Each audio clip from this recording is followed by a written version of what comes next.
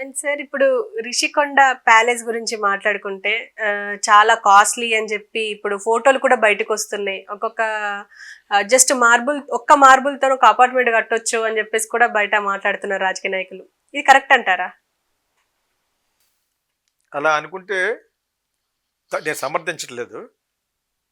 Vizag is a place ఎక్కడ main capital అవ్వాలని అతను కోరుకున్నాడు జగన్. కట్టారు. దానికి రకరకాల కేసులు అపోజిషన్ ఎందుకు పెడతారు, ఏదో విధంగా ఆపుదామని. అతను డెవలప్మెంట్ చేస్తుంటే చూడలేక తెలుగుదేశం వాళ్ళు ఆపాలని ప్రయత్నించారు. అతను ఇంకా రెచ్చిపోయాడు. ఎవరినన్నా గిల్లితే వాళ్ళకి ఇంకా రెచ్చిపోతారు. అయితే దాన్ని మొత్తం గుండు కింద చేసి దాన్ని అందంగా చేశారు. యాక్చువల్ తప్పేం లేదు. ఋషికొండ అలా పాక ఉంది, ఏంటంటే ఉపయోగం? ఈ మేడ్ ఇట్ వెరీ నైస్లీ. కర్రు నేను అక్కడ ఒక 3-4 ఫిల్మ్స్ సాంగ్స్ కూడా తీశాను అక్కడ. కిచరాలు తీశాను అక్కడ యాక్చువల్గా. సో దాన్ని చాలా బాగా తీశారు. కైలాసగిరి వెళ్ళే దారిలో దాన్ని కొంచెం గుడ్డు గీసినట్టు గీసి అన్నిటికీ పేరు పెట్టచ్చు. ఒక బిల్డింగ్ కట్టాడు.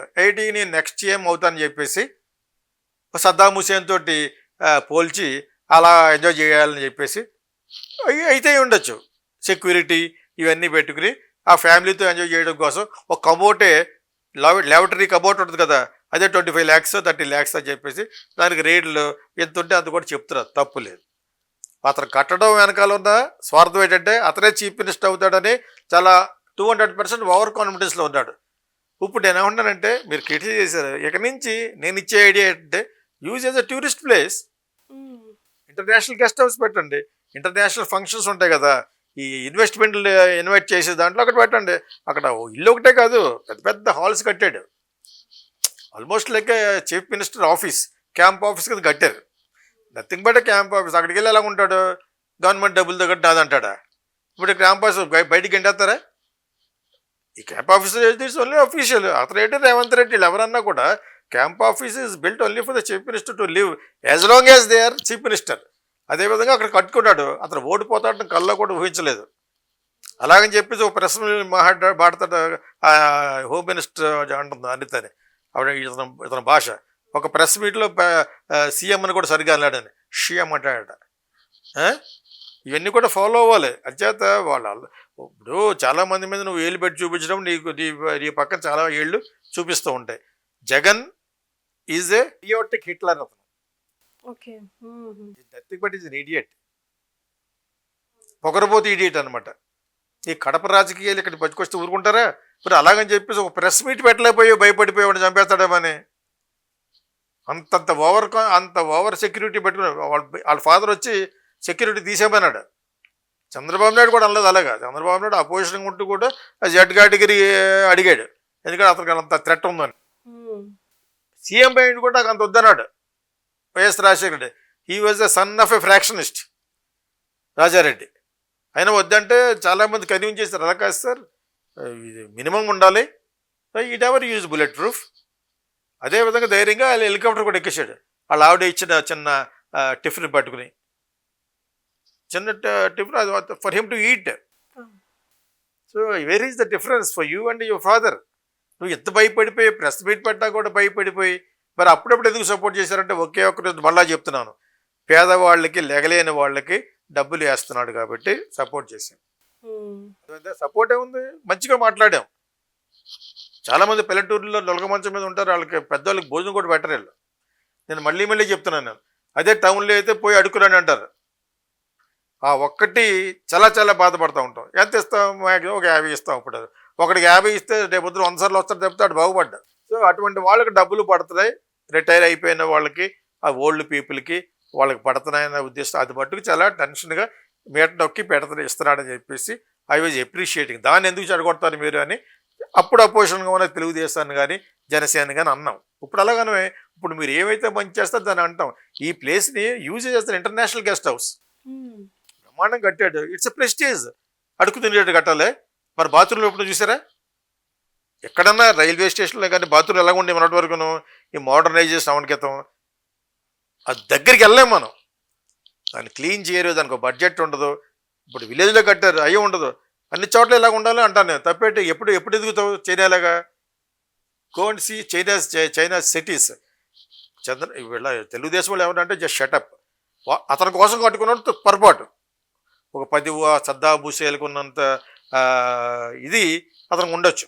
అతను కట్ చేయండి. అందుకని నువ్వు కట్ చేయటువంటి ప్రజలు కట్ చేశారు కదా, 11 సీట్లు ఇచ్చి అసలు ఎంతకంటే ఇన్సల్ట్ ప్రపంచంలో ఎవరికి ఉండదు.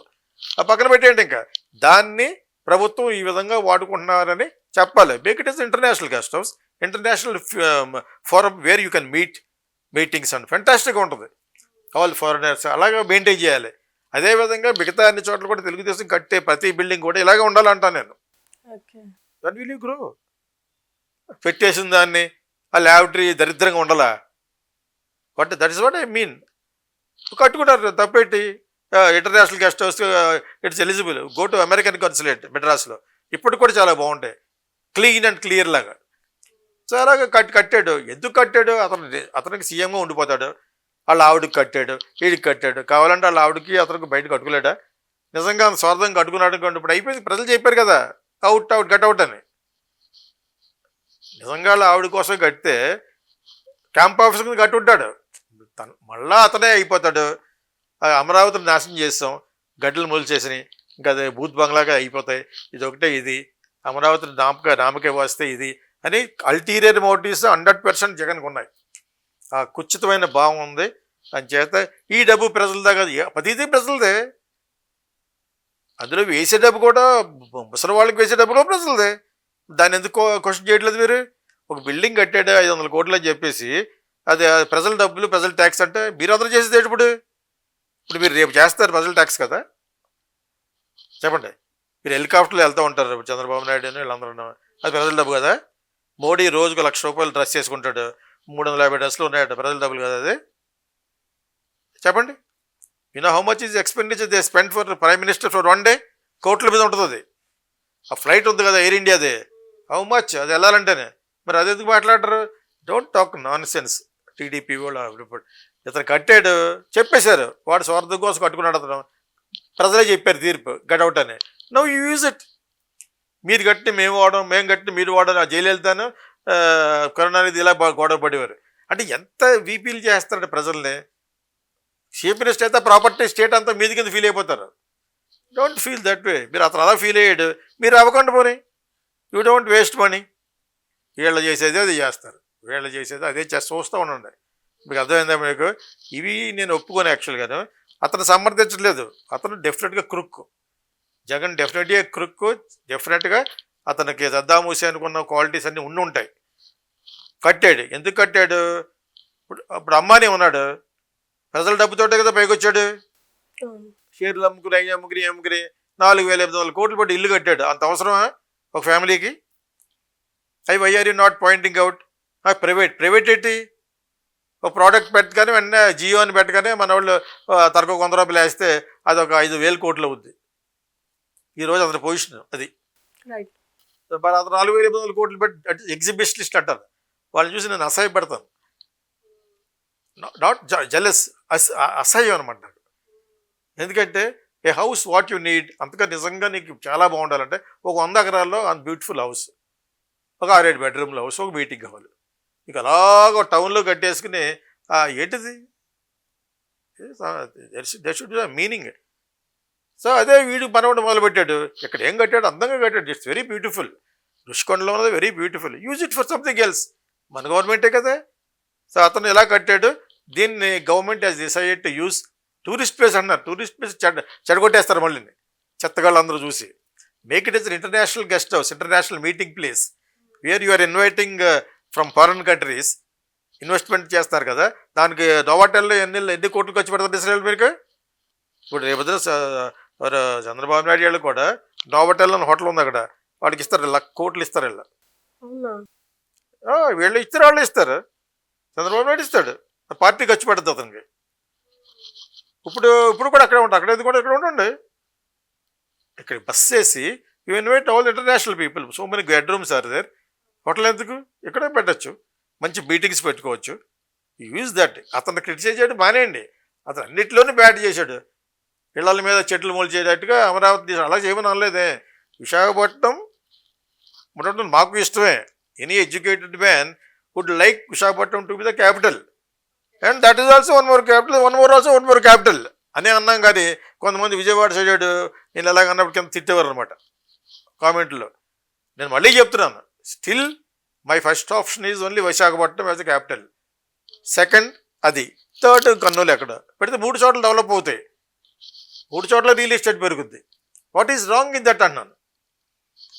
అతను అలాగని అక్కడ విస్మరించాడు, గడ్డలు బలిచేటట్టుగా. That is cricket. ఇతని మీద ఉన్న అభిప్రాయం మనిషి కాదు అతను. Okay, you leave that.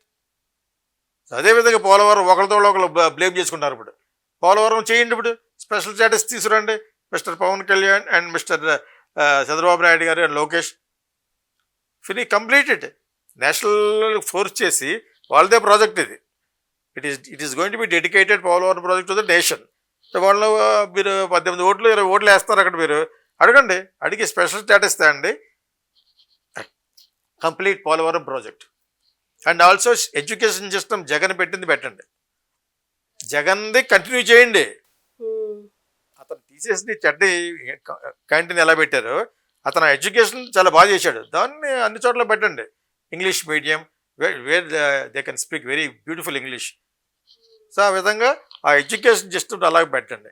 ఇప్పుడు అతని పేర్లు అవి తీసేస్తారు, పోయి తీసేయండి.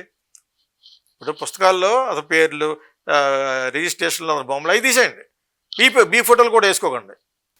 మీరు అంత జెన్యూన్ అనుకుంటే డోంట్ పబ్లిష్ యువర్ ఇంక్లూడింగ్ మోడీది కూడా వేయకండి. ఎందుకు వేస్తారు? Why should you put? Modi property అది, బీజేపీ ప్రాపర్టీ అది. Half of the people are criminals. తప్పు చేసేయడం వాటికి వెళ్ళిపోవడం. డబ్బులు తిరిగే కాదు, మోడీ వెళ్ళే ఫ్లైట్కి ఎంత ఖర్చు పెడతారు? యూఎస్తో కంపారిజన్ నథింగ్. యూఎస్ ప్రెసిడెంట్ ఇక్కడ వస్తుంటే కొన్ని 100 కోట్లు ఖర్చు పెడతారు. మనల్ని ఒక పని చేయనివ్వరు. అర్థమైంది మీకు? యూఎస్ ప్రెసిడెంట్కి వస్తే కంప్లీట్ వాళ్ళు వచ్చేస్తారు, 200 మంది 300 మంది మొత్తం ఆక్యుపై అన్ని డిపార్ట్మెంట్లను. అలా చేయాలి. అదేవిధంగా ఇండియన్ ప్రైమ్ మినిస్టర్ కూడా థ్రెట్ ఉంది కాబట్టి చేయడం తప్పులేదు. నేను సమర్థించట్లేదు, తప్పు లేదు. అది తప్పు లేనప్పుడు ఇది తప్పు కాదు అన్నాను. ఒకవేళ విశాఖపట్నం వస్తే అక్కడ పెట్టుకుందాం అనుకున్నాడు, నువ్వు రాలేదు, దొబ్బే అన్నారు జనాలు. అది మీరు తీసుకోండి. ఇప్పుడు ఏదో ఒక తప్పు చూపించడమే. ఇప్పుడు గవర్నమెంట్లో ఒక 2 నెలల వరకు పరిపాలన చేరేళ్ళు తిట్టడమే. అందుకనే అతను అసెంబ్లీకి వెళ్ళడం. ఇంకా ఎంతమంది ఉన్నారు? 11 మంది ఉన్నారు. ఆ 11 మంది వెళ్ళి ఏం చేస్తాడు? అఫీషియల్ అపోజిషన్ పార్టీగా ఉండదు. అంచేత ఈ will not go. I don't think ఈ విల్ గో. అది నేను అది కూడా అడగాలనుకుంటున్నా. ఏంటంటే అసెంబ్లీని బాయ్కాట్ చేస్తారు జగన్ అని చెప్పేసి ఒకటి ప్రచారం జరుగుతుంది. ఇప్పుడు అసెంబ్లీ సమావేశాలు జరగబోతున్నాయి కదా, జగన్ ఖచ్చితంగా దాన్ని బాయ్కాట్ చేస్తారు అని చెప్పేసి మాట్లాడుతున్నారు. మీరేమంటారు? నిజంగా అపోజిషన్ పార్టీ ఉంటే, స్టేటస్ ఉంటే 22 మంది 23 మంది కొంచెం ఎక్కువ ఉంటే, పోయినసారి చంద్రబాబు నాయుడు గారి లాగా, అప్పుడు నువ్వు రాకపోతే ప్రతిపక్ష పార్టీ బాయ్కాట్ చేసింది. అతను ఆల్రెడీ కొత్త కాదు కదా, 60 మంది ఉన్నప్పుడే బాయ్కాట్ చేశాడు. చేసి ఓదార్పు యాత్ర అని చెప్పి వెళ్ళిపోయాడు. ఇప్పుడు దీన్ని బాయ్కాట్ అనరదని, దీన్ని వస్తే అంతా రాకపోతే అంతానే. నీకు స్టేటస్ లేదు కదా అక్కడ. అప్పుడు స్టేటస్ ఎవరు తీసుకుంటారు? అసెంబ్లీలో ఉండాలి కాబట్టి ఏ పవన్ కళ్యాణ్ జనసేన తీసుకుంటుంది. ఇప్పుడు ఈవెన్ ఎమ్మెల్యే హోదాలో కూడా వెళ్ళారంటారా? వెళ్ళి ఏం చేస్తాడు? షేమ్ అది. 11 మంది వెళ్ళి ఇతను వెళ్ళడు. ఆ 11 మందిని కూడా వెళ్ళకుండా ఇవాళ ఏం పెట్టాడు? అసలు ఇతను తరపున నిలబడి 175 పీపుల్ని మీటింగ్ పెడుతున్నాడు. ఇప్పుడు పెట్టి నేను ఎలాగ వెళ్తున్నాను, మీరు కూడా నాకు కూడా రండి అని ఇది చెప్తాడు. డబ్బులు ఇస్తే వస్తారు వాళ్ళు. డబ్బులు ఇవ్వదు ఎందుకు వస్తారు వాళ్ళు? ఎవరు రారు. అసలే ముఖం వాడిపోయి కూర్చున్నారు. తీసేసిన తహసీల్దార్లాగా, తీసేసిన ఎమ్మెల్యే అంచేత తీసేసిన తహసీల్దార్. ఎందుకంటానంటే బాపు గారి బెదర్ పుట్టలేదు అప్పటికి. అందాలు రావడానికి సినిమాలో పెట్టాడు, అల్లు రావణ్ క్యారెక్టర్ అది. నాగేశ్వర గారి హీరో, లతా హీరో. చాలా మంచి సినిమా అది. ఈ గోదావరి రావణ్ క్రితం గోదావరి మీద తీశాడు సినిమా ఆయన, డైరెక్టర్ బాబు, అందాల రాముడు. అందులో అల్లు రావణ్ పేరు తీసేసిన తహసీల్దార్. తీత అంటాడు అనమాట. అస్తమాన్ని గుర్చేయని అంటాడు అనమాట. అల్లు రావణ్ గారు గొప్ప నటుడు కదా, ఆయనకి అలా పెట్టాడు. బాబు గారి సినిమాలో కంపల్సరీగా ఉంటాడు. బాబు గారి సినిమాలోను, విష్ణు గారి సినిమాలోను అల్లు రావణ్ ఉంటాడు. అది ఏ క్యారెక్టర్ ఇచ్చినా ఆశ బంధించగలరు కాబట్టి. సో అప్పుడు అందులో తీత, అప్పటి నుంచి మాకు కాలేజీలో ఉన్నాం అప్పుడు మేము. సో అప్పటి నుంచి నాకు అది తీత అంటాను అనమాట. తీత అంటే తీసేసిన తహసీల్దార్. అలాగే అంతాను ఆ తీసేసిన ఓడిపోయిన తొట్టి గ్యాంగ్ అంతా ఉన్నారు కదా, వైఎస్ఆర్సీపీ వాళ్ళకి గుణపాఠం. వాళ్ళందరూ కూర్చోబెట్టి మీటింగ్ పెట్టేటటువంటి వాళ్ళు నిన్న గివ్ మనీ. ఈలోగా వాళ్ళకి కరెక్ట్గా అందకపోతే మన ఇంటికి పడుకుంటాడు. అంతే. డబ్బులు ఇవ్వమే మీ అంత మీరు ఎందుకు వస్తాడు మీరు అంతకుముందు తిన్నా కూడా రారు. పవర్ ఉంటే వస్తారు ఇక్కడ. నీకు పవర్ ఉంటే వస్తారు. నీకు పవర్ లేనప్పుడు డబ్బులు ఇవ్వమంటారు అనమాట. డబ్బులు ఇచ్చి పెట్రోల్కి ఇచ్చి ఆడికి ఇచ్చి ఇటుకి అన్ని ఇస్తే వస్తారంటాడు. అవి ఇవ్వడానికి వెళ్ళి ఉన్నాయి కదా, డబ్బులు దొబ్బేసి ఉన్నాయి కదా, ఇస్తారు. వాళ్ళ సజ్జల రామకృష్ణారెడ్డి గారి నుంచి కూడా కొంత డబ్బులు బ్యాక్ తీసుకుంటే తప్పితే అతనికి బుద్ధి రాదు. అతను కల్పరేట్. వాళ్ళ అబ్బాయిని పెట్టేసి మొత్తం తినేశారు ఈ మీడియా పేరుతోటి. మేము ఒకసారి ఫోన్ చేస్తే మాకు సమాధానం చెప్పడే. స్టేట్ మాది కాదా, ఇది ఒకటిదేనా? We're responsible film makers. యాక్చువల్గా డిఫరెంట్ కాన్సెప్ట్ ఇద్దామని ఫోన్ చేసి వాట్సాప్లో పెడితే సమాధానం చెప్పట్లేదు. Don't you have common sense? ఒకడైనా స్టేట్, జగన్ ఒకటిదైనా స్టేట్ మాది కాదా? ఫిల్మ్ పీపుల్ మాది కాదా?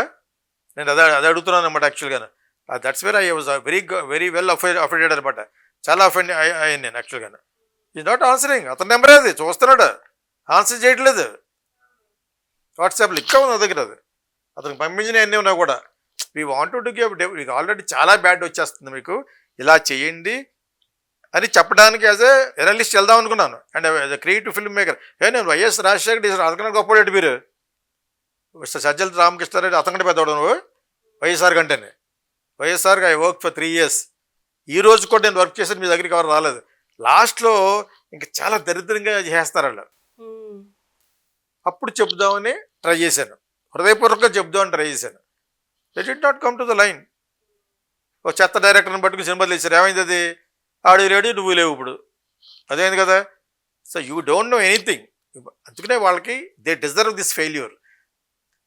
ఈ డిజాస్టర్ వాళ్ళందరికీ కావాల్సింది ఒక గుణపాఠం.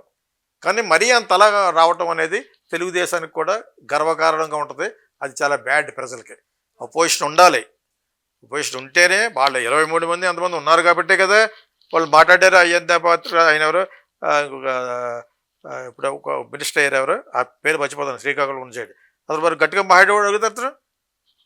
అపోజిషన్ ఉంది కాబట్టి జగన్ గవర్నమెంట్లో ఎక్కువ మాట్లాడారు. బట్ మేము తక్కువ మంది ఉన్నామని ఎక్కడ షేమ్ అవ్వలేదే. వాళ్ళు మాట్లాడేసి అంతా మాట్లాడేసి ఆకలేసినప్పుడు వెళ్ళిపోయారు, వాకౌట్ అయిపోయారు. ఇంక చంద్రబాబు నాయుడు ఎప్పుడు వెళ్ళిపోయాడు. ఆయన ఇన్సల్ట్ చేశారని చెప్పేసి మళ్ళీ సీఎంగానే అడుగుపెట్టి వస్తానని ఆయన వెళ్ళిపోయాడు. అది పర్లేదు, ఆయన లెవెల్కి ఆయన ఏజ్కి ఏదో కారణం చెప్పి వెళ్ళిపోవడం కరెక్టే. మిగతా వాళ్ళందరూ ప్రతిరోజు వెళ్ళిపోయారే. వెళ్ళి సరదాగా వెళ్ళేవారు అనమాట. వెళ్ళి కాసేపు వాళ్ళ వైఎస్ఆర్సీపీ వాళ్ళని ఏడిపించి గెలికేసి ఎప్పుడు ఆకలేస్తో ఉంటుంది మెసేజ్ ఇచ్చి వెళ్ళిపోయారు. ఓకే, సో అలా చేయడానికి కూడా వీళ్ళకి లేదే. ఇంక బాయ్కాట్ ఏంటి? బాయ్కాట్ లేదు, గర్ల్ కాట్ లేదు, వాళ్ళకి ఏ కాటు లేదు. అంచేత వాళ్ళు మానేసినా వచ్చినా రాకపోయినా నోబడీ ఈజ్ బోదర్డ్. ఇన్ఫ్యాక్ట్ వాళ్ళు రమ్మంటారు, వీళ్ళు వచ్చి కూర్చోండి అని. వీళ్ళు రారు. ఇప్పుడు ఎవడో ఉండాలి కాబట్టి మేబీ జనసేన కూర్చుంటుంది అపోజిషన్లో. అన్నీ వాళ్ళే చేస్తారు, ఏదో చేయాలి కాబట్టి 1-2 క్వశ్చన్లు అడుగుతారు. అర్థమైనప్పుడు అది యాక్చువల్గా అడిషనల్ రెస్పాన్సిబిలిటీ అని తలకాయ నొప్పి ఇప్పుడు పవన్ కళ్యాణ్కి. వాళ్ళందరూ ఒకటే కదా.